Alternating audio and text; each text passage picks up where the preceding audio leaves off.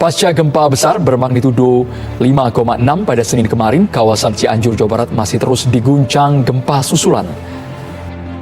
Panik. Badan Meteorologi, Klimatologi, dan Divisi KBMKG Tidak ada yang mengira gempa lebih kuat akan terjadi dalam beberapa jam berikutnya. 1.000 jenazah korban bencana Palu akan dimakamkan secara massal.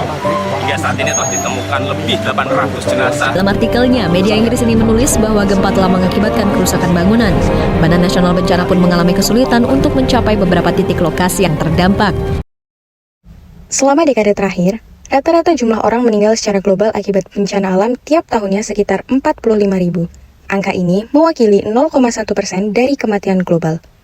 Dalam penyelamatan korban bencana alam, tiap detiknya sangat berharga bagi keselamatan korban.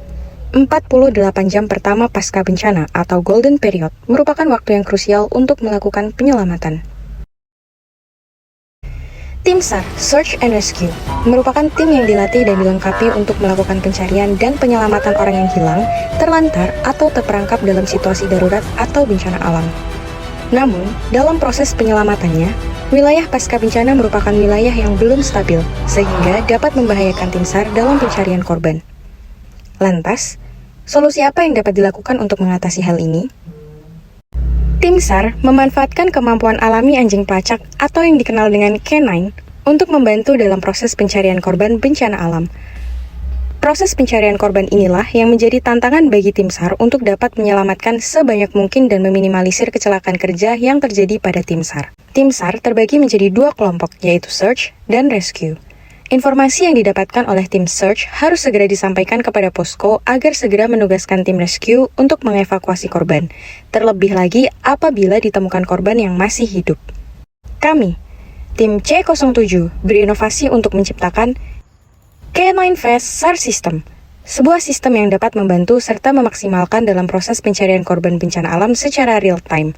K9 Fast SAR System terdiri dari 3 bagian hardware dan 1 software. K9 Device, Handler Device, Posko Device, dan Sistem Informasi. K9 Device yang berbentuk rompi dipasangkan pada K9 sebagai perangkat yang digunakan untuk monitoring dan tracking lokasi korban. Rompi ini memiliki saku pada sisi kanan dan sisi kiri. Saku kanan berisi baterai yang digunakan pada perangkat ini, sedangkan pada saku kiri berisi komponen utama yaitu PCB, ESP32, LoRa transmitter, dan GPS. Terdapat 2 sensor yang digunakan, yaitu sensor suara dan sensor suhu. Handler Device merupakan perangkat yang bekerja sebagai pusat pengolahan data. Perangkat ini terdiri dari ESP32 dan LoRa receiver yang digunakan untuk menerima data yang dikirimkan dari perangkat K9.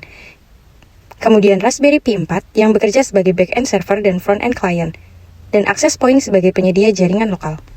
Access point ini nantinya dapat diekstend kembali untuk memberikan akses jaringan lokal ke perangkat posko apabila dibutuhkan. Perangkat pada posko merupakan perangkat opsional yang digunakan apabila tim SAR yang berada pada posko ingin memantau lokasi korban dengan mengakses jaringan lokal yang telah dibuat oleh handler device. Data yang didapatkan dari K9 device akan ditampilkan pada sistem informasi yang dihosting oleh Raspberry Pi 4. Sistem informasi akan menampilkan visualisasi jalur pencarian yang menunjukkan lokasi yang sudah ditelusuri oleh K9. Jika K9 menemukan korban, maka lokasi dalam map akan ditandai dengan pinpoint. Selain itu, sistem informasi juga menampilkan suhu tubuh dari K9.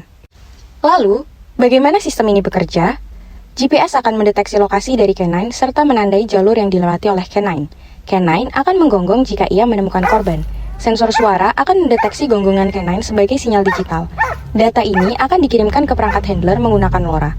Data tersebut akan diproses pada Raspberry Pi 4 untuk disimpan di dalam database. Informasi dari keseluruhan perangkat akan divisualisasikan menggunakan WebGIS dan leaflet. Sistem informasi akan menampilkan jalur yang dilewati oleh K9. Jika sebelumnya sensor suara mendeteksi gonggongan, sistem informasi akan menampilkannya dalam bentuk pinpoint.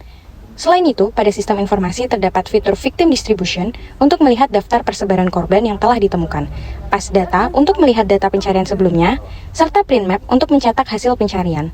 Pemetaan ini dapat membantu tim SAR untuk mengidentifikasi lokasi dari korban bencana alam secara real-time.